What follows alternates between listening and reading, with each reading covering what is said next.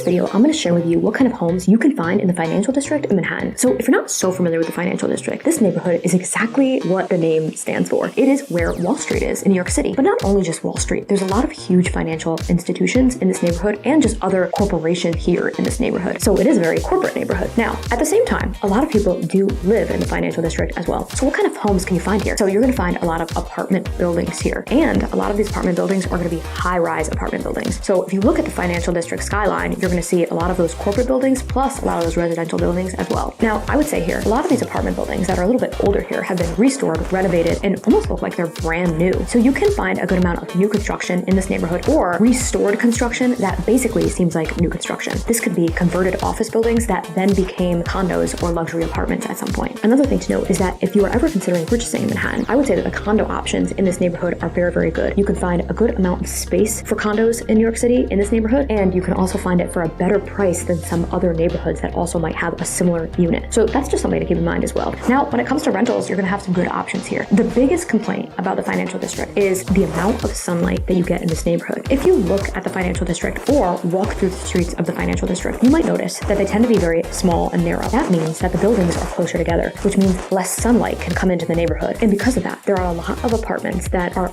gorgeous, gorgeous, gorgeous apartments. However, if natural light means a lot to you, they don't get the best natural light. So I'm a residential real estate. Whenever I'm working with people in this neighborhood, that's always something that I go over with them. If they're looking to buy or rent, I explain that, do you care about natural light? And if you do, we have to be very careful which units that we look at. And if they don't, then it doesn't matter because there's going to be a lot of great units to look at in this neighborhood that actually might be a little bit of a cheaper price because they might not get that sunlight that people want. Also, a lack of sunlight also means a lack of view for the most part because you're probably not clearing a building in order to get sunlight. So that's something else to keep in mind as well. However, if you are in a unit in the financial district that gets good sunlight and gets a great view, it is incredible, absolutely incredible, so breathtaking. It's just that there's not a ton of units like that here. So if you go to the Seaport district, which is technically from a real estate perspective, a separate neighborhood, but I look at the financial district and Seaport kind of all as one big neighborhood, to be honest with you, because it just feels all the same. And if you live in the Seaport district, you're using all the amenities in the financial district. So there are some low-rise apartments in the Seaport district. I would say that if you walk through the residential area of the Seaport district, it feels very, very different from the rest of the financial district. And of course, if you're in the Seaport district, I mean, I guess depending on where you are in the building, but you're on the waterfront, so you're not going to have to deal with a lack of sunlight here in this part of the neighborhood. So that's just something to keep in mind with the financial district. This is a relatively short video because honestly, the style of homes don't really range that much in the financial district.